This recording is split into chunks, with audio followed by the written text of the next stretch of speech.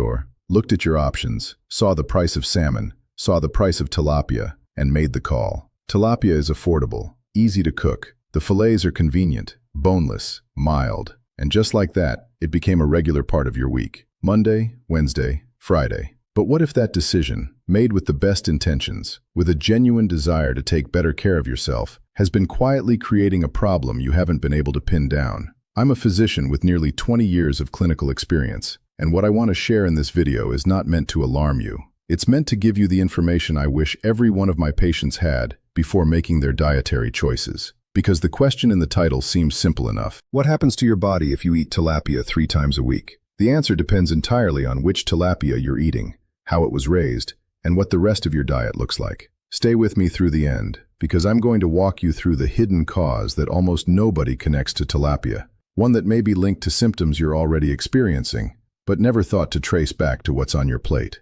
Before we go any further, I want to be upfront with you. There's a lot of noise out there about tilapia. On one end, you have sensationalist headlines calling it a disguised poison. On the other, the food industry marketing it as the perfect lean protein for any eating plan. The truth, as is almost always the case in medicine, sits somewhere in the middle. My job here is to help you find that middle ground. And as with any dietary change, especially if you're already managing a health condition, please loop in your physician or a registered dietitian before adjusting your routine. That part is not optional. Let's begin with the most visible cause. When a patient comes into my office with joint pain that just won't go away, with persistent low-grade inflammation, with fatigue that rest doesn't seem to fix, the first thing I dig into is their diet. And the first suspicion is always the most obvious one. Too much saturated fat, too many ultra-processed foods, too much added sugar. That's cause 5, the most visible layer. But tilapia enters this picture in a way that surprises most people, including some of my colleagues. Tilapia is a freshwater fish, originally native to Africa, that adapted remarkably well to farmed conditions.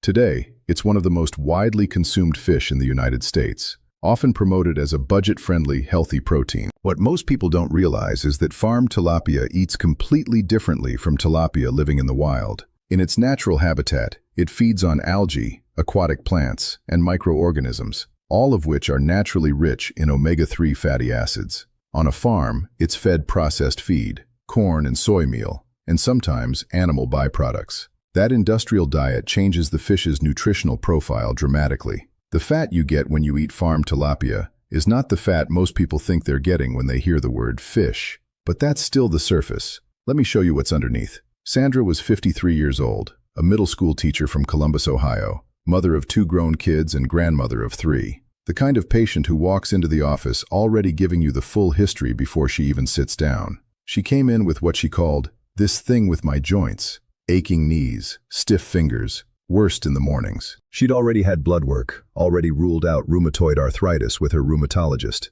already cycled through over-the-counter anti-inflammatories. Better one week, back the next. "Doctor, I've been eating so clean. No red meat, no fried food, just grilled chicken and tilapia." That's when I raised the first real flag. Cause 4 is subtler. The imbalance between omega-6 and omega-3 fatty acids. Let me put that in plain terms. Think of your immune system as a command center. 2 teams work in rotation. The pro-inflammatory team activates when you have an infection, a muscle injury, or a foreign threat.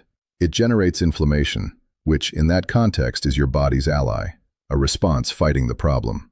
The anti-inflammatory team comes in afterward, winds things down, and restores normal operations. That balance between the two depends heavily on 2 types of fat in your diet. Omega-3, which supports the anti-inflammatory team, and omega-6, which fuels the pro-inflammatory side. Here's where tilapia becomes a problem. Farmed tilapia has an omega-6 to omega-3 ratio of roughly 11 to 1. 11 pro-inflammatory signals for every 1 anti-inflammatory signal. Wild salmon and trout, by comparison, sit at about 1 to 1. The range considered optimal for human health is generally 2 to 1 to 4 to 1. When that ratio tips this far in favor of omega-6, the command center stays on constant high alert. The pro-inflammatory team never fully stands down. And chronic low-grade inflammation, sustained over months or years, is associated with increased risk of cardiovascular disease, joint disorders, asthma, and a range of autoimmune conditions. A study published in the Journal of the American Dietetic Association, conducted by researchers at Wake Forest University School of Medicine in Winston-Salem, North Carolina, found that for individuals eating fish, specifically to help manage inflammatory conditions like heart disease, farmed tilapia may not be a beneficial choice. They went further. When holding all other nutritional variables equal, the inflammatory potential of a hamburger is actually lower than that of an average serving of farmed tilapia. That's not a reason to eat more hamburgers. It's a reason to understand that not all fish are interchangeable, and that the assumption fish equals anti-inflammatory can genuinely lead someone in the wrong direction. That's exactly what was happening with Sandra. Now hold on, because we're getting into one of the causes that rarely comes up in a standard office visit. Cause 3 is the question of sourcing and food safety. And this one is important for American consumers specifically. The United States imports a significant portion of its tilapia from overseas fish farms, many of which operate under different regulatory standards than domestic producers. The FDA conducts inspections and import testing, but coverage is not total. Research from the University of São Paulo in Brazil, one of the world's largest tilapia producers, documented year-round antibiotic use in fish farms along the Paraná River, with residues detected in river sediment and concerns raised about resistant bacteria in farms with inadequate sanitation oversight. Antibiotic-resistant bacteria are a recognized public health priority for the CDC and the WHO. The aquaculture industry is a known contributor to that challenge when it operates without adequate controls. Additionally, a study out of the State University of Southwest Bahia evaluated fresh tilapia sold at unregulated markets and found pathogenic contamination, including Salmonella and E. coli, in every single sample tested. This doesn't mean tilapia from your local Walmart or Whole Foods is contaminated, because those products go through regulatory channels. But it does mean that fish safety is not automatic, and knowing the origin of your tilapia matters more than most people realize. Before we continue, I want to ask something of you. If what I'm sharing is helping you think more clearly about what you eat, hit the like button right now. That one action helps this information reach people who need it. If you're not subscribed yet, please do that now and turn on notifications. And leave a comment telling me what city you're watching from. I genuinely enjoy seeing where this community is building. Let's keep going. Cause 2. This is the one that's given me some of the most memorable cases of my career. Raymond was 61 years old, a retired commercial fisherman from Gloucester, Massachusetts, who had relocated to Phoenix, Arizona, to be closer to his daughter and grandchildren. Quiet guy, few words, the type who brings his test results in a folder and just hands them across the desk. When I reviewed his labs, I saw elevated triglycerides, low HDL cholesterol, and a marker called C-reactive protein, which is essentially the body's built-in inflammation gauge, running well above normal range. I asked about his diet. Fish is different out here, doctor. Back home in Gloucester, I ate whatever came off the boat. Haddock, cod, bluefish. Out here, I buy tilapia from the grocery store because it's what I can afford. And he was eating tilapia every day. Not 3 times a week, every single day. In a diet that already had very little variety in terms of omega-3 sources, that daily tilapia was consistently pushing the scale in one direction. Cause 2 is the bigger dietary picture. Tilapia by itself is not the villain. It delivers quality protein, selenium, phosphorus, and B vitamins including B12 and niacin. For someone who regularly eats wild-caught salmon, canned sardines, walnuts, flaxseed, and uses olive oil as their primary cooking fat, eating tilapia 3 times a week is unlikely to cause a meaningful imbalance. But for someone whose diet is already low in omega-3, who rarely eats fatty ocean fish, who doesn't incorporate seeds or nuts into their daily routine, making tilapia the centerpiece of their fish intake is a quiet problem. It's not offsetting the deficit. It may be adding to it. To put it simply, tilapia is not the issue in isolation. The issue is tilapia standing in for better options, inside a dietary pattern that was already coming up short. Now we reach what I consider the most critical point of this whole conversation, and one that almost never gets said plainly enough. Cause 1 is the healthy fish assumption. There is a deeply held belief in American health culture that any fish is automatically a smart, heart-healthy choice, that choosing fish over meat is always the right move. And it was exactly that belief that led Sandra, Raymond, and dozens of my other patients to make a substitution that seemed responsible, but actually worked against them, given their specific circumstances. The question I bring every patient back to is this. You swapped out something you were eating and replaced it with tilapia. But what did you swap out? If you used to eat sardines, mackerel, wild-caught tuna, Fish that are genuinely high in omega-3, and you replaced all of it with tilapia because it's cheaper and easier to find.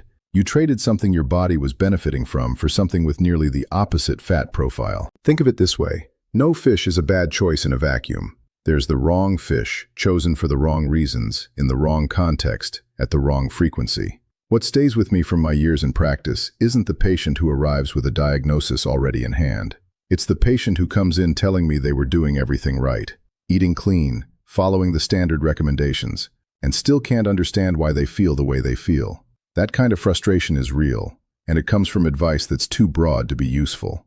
Eat fish twice a week is a starting point, not a complete answer. Which fish, farmed or wild-caught? As part of what dietary pattern? These details are where the difference actually lives. Here's what happened with Raymond after 6 months of adjustments. We added canned sardines and olive oil twice a week. Inexpensive and one of the best practical omega-3 sources available in any American grocery store. A tablespoon of ground flax seeds stirred into his morning yogurt. Tilapia pulled back to once a week. A small handful of walnuts in the afternoon. No dramatic overhaul, no expensive supplements, just rebalancing the scales at the command center. When he returned 6 months later, his C-reactive protein had come back to normal range. His HDL had risen. His triglycerides had dropped. He told me, "Doc, I had no pain this whole week. I honestly forgot I even had joints." That one line is worth more than any lab printout.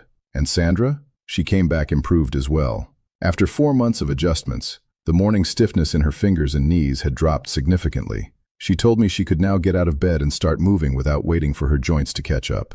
"Doctor, it feels like something shifted on the inside. Like my body finally stopped being at war with itself." That is the mechanism. Exactly. The body stopped running a low-grade battle. The command center found equilibrium. Both teams returned to their proper rhythm, checking and balancing each other, without either one holding permanent control of the field. So, let's pull this together. When you eat tilapia 3 times a week, what happens to your body depends on 5 things. First, the source. Farmed tilapia raised on industrial feed has a fat profile that is fundamentally different from wild-caught or pasture-fed ocean fish. Second, food safety. Tilapia from unregulated sources carries real contamination risk, and the country of origin and regulatory oversight matter. Third, your existing health status. If you are managing cardiovascular disease, inflammatory joint conditions, asthma, or autoimmune issues, the omega-6 imbalance in farmed tilapia may be working against your treatment goals. Fourth, your overall diet.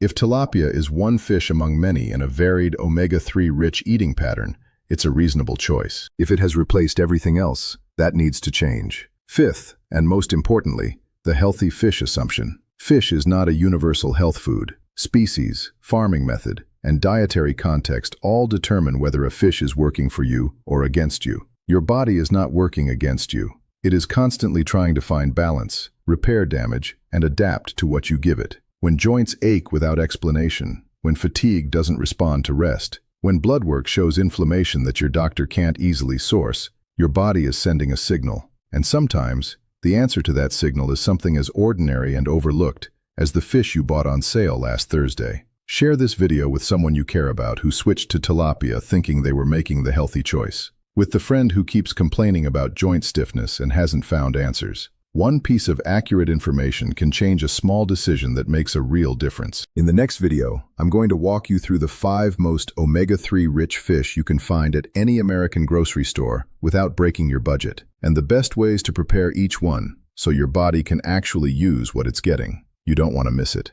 Take care of the balance on your plate. That balance is where your health is built, one meal at a time.